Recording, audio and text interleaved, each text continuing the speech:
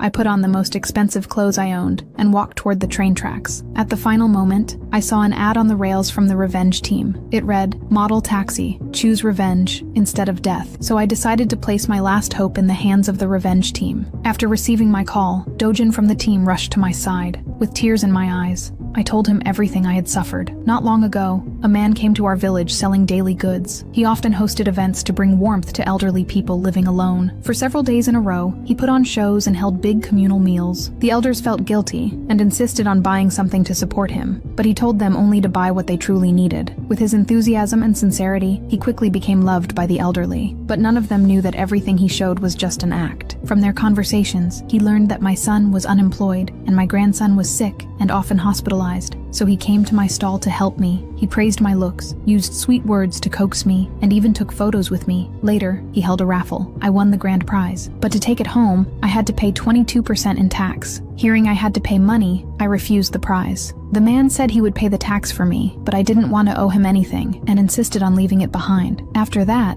I stopped attending his events. One day, he came to find me. He performed at my seafood stall and helped me sell a lot. Grateful, I invited him to my home. He told me about his 5-year-old son, sick since birth and hospitalized year-round. He said he had to work hard to save for his son's surgery. Hearing that reminded me of my own son and grandson, and I felt deep sympathy for him. So I took out my savings to buy his products and help him a little. But since I didn't actually need them, he refused to sell them to me. Instead, he said he only needed one small favor, to apply for a credit card. He said he'd get a huge commission, and it wouldn't affect me at all. Once the card arrived, I could simply cut it up and throw it away. After spending so many days together, I already trusted him completely, so I signed the application. That day, he suddenly had something urgent to do and asked me to watch his stall. Because I liked him and trusted him, I agreed immediately. Villagers saw me running the stall and trusted me enough to buy many products. When he returned, he apologized for delaying my own business and bought all my seafood to make up for it. Since everything I had was sold, I told him to go rest and continued helping him sell. In the end, I sold a lot of products for him. Then, a heavy rain started. To keep the products from getting soaked, he moved all of them to my house for storage. But when the weather cleared, he never came back. Instead, the villagers showed up,